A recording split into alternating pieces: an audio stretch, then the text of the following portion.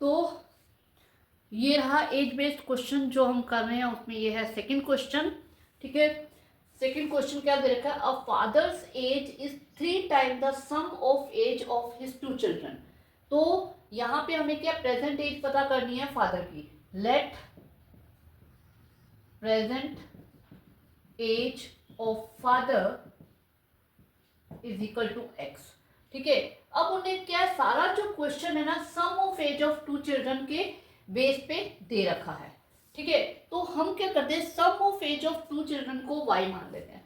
The sum of present age of sum of age of 2 children is equal to y। ये हमने मान लिया।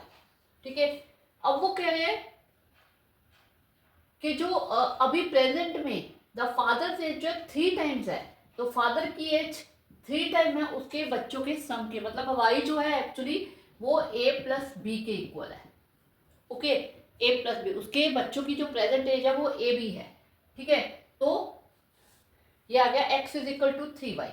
अब उसके बाद क्या बोला, आफ्टर 5 ईयर, आफ्टर 5 ईयर्स, यहां से हमारी एक इक्वेशन निकल के आ जाएगी जिसे हम आगे चल के सॉल्व करेंगे। 5 ईयर, इसकी एज हो जाएगी x प्लस 5।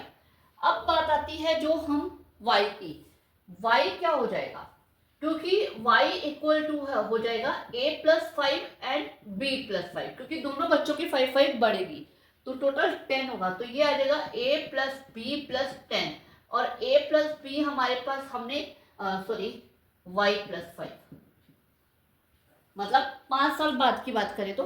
ठीक है, तो आफ्टर रुको आफ्टर 5 ईयर्स, तो a plus 5 and b plus 5। ठीक है, अब a प्लस बी प्लस 10 हो गया, a प्लस बी हमने y के इक्वल लिया है तो ये आ जाएगा प्लस 10। 5 साल बाद जो बच्चों की एज है वो हो जाएगी y प्लस 10। ठीक है, अब वो कह रहे हैं 2 टाइम्स हो जाएगी, 2 टाइम्स, तो ये 2 टाइम्स, तो यहां से हमें जो इक्वेशन है हमारी वो निकल के आएगी। 2y को हम इधर ले आते हैं, 5 को हम उधर ले जाते हैं, x माइनस 2y। अब यहाँ पे हम क्या करते हैं, सब्स्टिट्यूट मेथड लगाते हैं। यहां से x is equal to 3y है, इसे हम यहाँ पुट कर देते हैं। ठीक है, ये आ जाएगा 3y माइनस 2y फ्रॉम 1। ठीक है, हम सब्स्टिट्यूट, क्योंकि इजी हो रहा है इसलिए सब्स्टिट्यूट मेथड लगा रही हूं मैं। y इज इक्वल टू 5, यानी कि a प्लस b जो है दोनों बच्चों का sum of age of 2 children is equal to 50।